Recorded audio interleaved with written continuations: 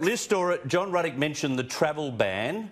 What are your thoughts on Donald Trump? Big thing to start saying to the likes of France and Germany and others, oh, you can't come to the United States either. It is centralised. The epicentre has now moved to some degree to Italy, not necessarily to the other nations within Europe. Look, I think Americans would have welcomed this from Donald, as we saw earlier in his announcement. He's putting Americans first. He's saying, look, and despite the hit that this will mean to their economy, he's saying, I'm doing what's best for the American people. And we're seeing that really this is one of the best ways to...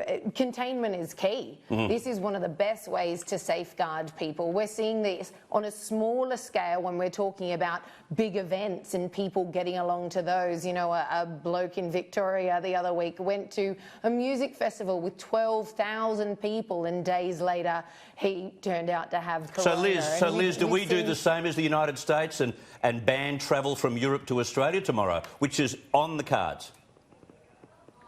Oh, I understand it's on the cards, and I just think, look, some would say it's going too far, others would say it's called for.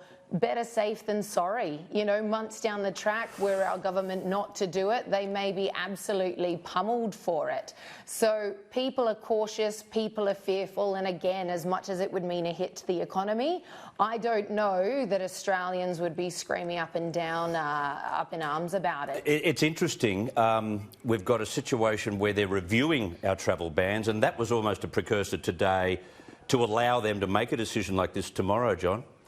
Well, look, I would support the travel ban. It's almost certainly an overreaction, but you know, no problem. It's better to be a little bit more cautious. Now, look, when Donald Trump first proposed a travel ban about 6 weeks ago from China, the left in America attacked him for being a racist, a xenophobe, all the usual crap. It's turned the death rate in America is very, very low on the coronavirus. So well done, President Trump. Yeah. Now, when I watched his speech today, I was watching as he spoke.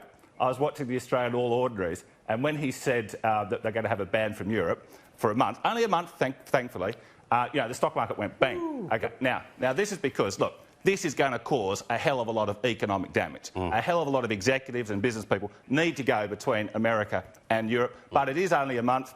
Look, I think the thing that had been concerning me about coronavirus was, did you say in the editorial, Italy.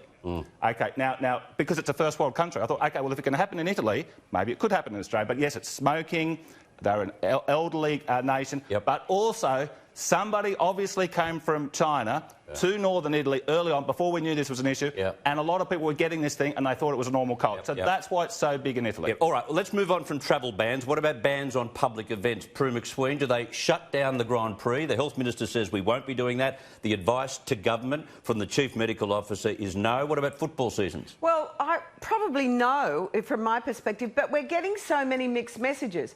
If the government does ban travel, or people coming into this country from anywhere, then that's a message that is telling us that we can't remain positive and all this confidence thing they're trying to build up, because we're all terrified now that, oh God, if the government... It gives up.